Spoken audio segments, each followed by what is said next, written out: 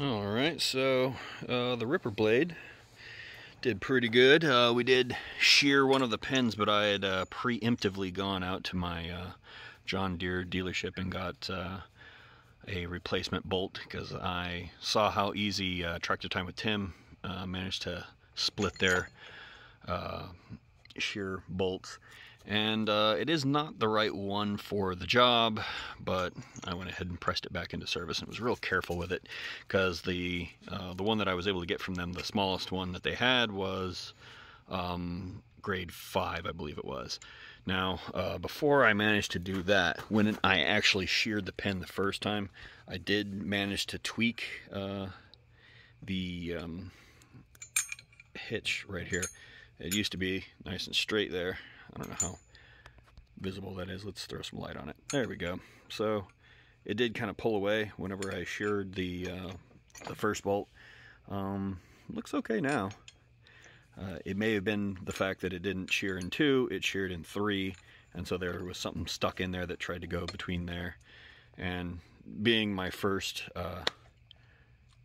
ever shear pin thing here, maybe I pushed it too hard.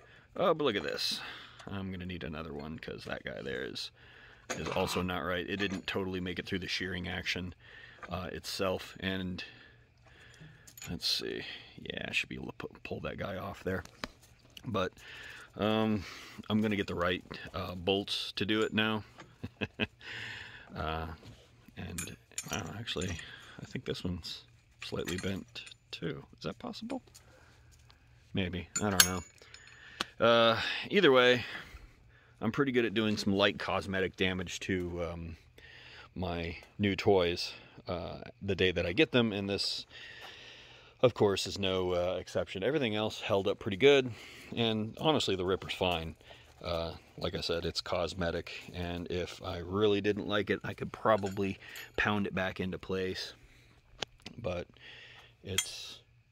I'm okay with it, and it's not, obviously messing with the actual function of this thing, so don't really care, I guess. If I did, I'd fix it. I haven't thrown weight on this guy yet. My dealership has 270 pounds that I've ordered to throw on this guy. The shipping was going to be a little more than the weights themselves, I believe it was. So they did something with that so that if there is room on a shipment that's going to them anyway from, I guess, the foundry that does these things, they'll end up throwing it on the same truck, and therefore I think they were able to get it to me for free, the shipping, that is, since it would be a scheduled delivery anyway. However, the catch is it's kind of like shipping something book weight, if you're familiar. It's not time sensitive, and therefore it may take me almost a month to get them in at the dealership, and then they'll give me a call, which is fine. I'm okay with that. So I got it on there. We've got it kind of set up, and you'll notice if I shake it, I shake the whole tractor. It's in there nice and tight to the 3-point, and well, I guess that one can kind of move. And besides, I don't mind if this one doesn't exactly move, because that's more of my adjustment on where this thing is. And it's perfect when it's up here like this, and it's almost perfect when it's at the ground, but it doesn't go up very high. So I have to be kind of careful if I've got the Ripper tooth on, because I think that's all the way up, and it's right there at my drawbar. So I mean, it's not too bad. I definitely would be careful with dragging this thing around. If it catches and you didn't want to replace a shear bolt, you might end up doing so anyway. But it is kind of neat that it can take a 2-inch receiver up this high. And I would almost feel bad about using this hook, because the powder coat they got on this thing is just so nice and slick. I know that I am going to end up making this guy here look just like my bucket, though, because 70-pound weights aren't going to leave the powder coat alone. And if I ever put my chain in there, and actually, you know what's funny is I think that's the same size hook that I can use with my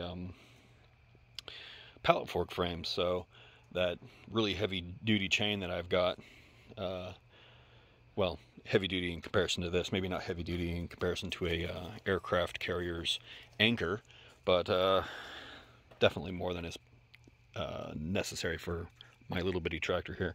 But I really like that I've got that now. Gives me something that I can hook up to things and not be super worried I'm going to do something retarded to the tractor. Like with the drawbar, I was hooking up to those eyelets on either side, and that made me feel really bad because I don't actually think that's probably what they're for. It's nice thick steel, but I'd rather attach heavy duty chains and stuff to parts that attach to my tractor rather than directly to my tractor, because I don't want to break it. Although if my heavy hitch receiver gets kind of scuffed up, as you can see, somebody stood on it today, I don't mind. That's what they're for.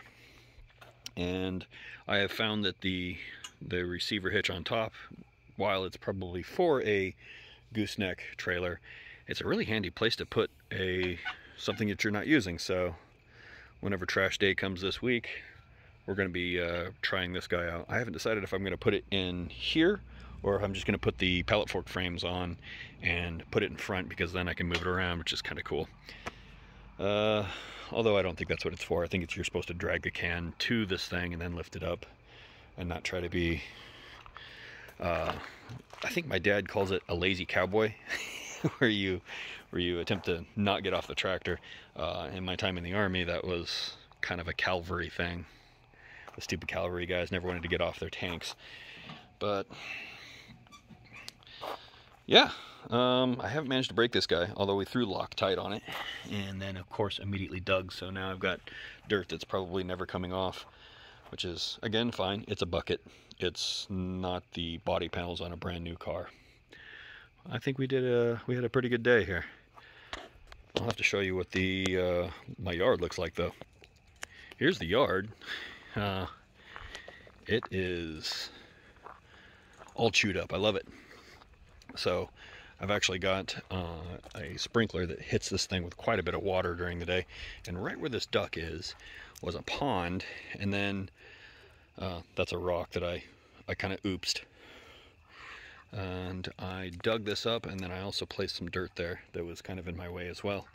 So we'll see. That used to be a low spot, and then I dug it up, and now I guess I can, well, my sprinkler will hit it tonight sometime, and we'll see if it's still a pond. It probably isn't.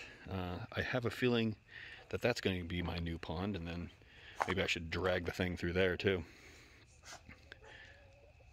Well, we'll find out. Either way, we're looking pretty good. There was a few odds and ends rocks inside the yard, but nothing like outside the yard. I think this dirt's all been brought in. So we'll see. Overall, I really liked all the stuff that I got from Heavy Hitch. It all worked out pretty well for me. Maybe not the shear bolts, but for me.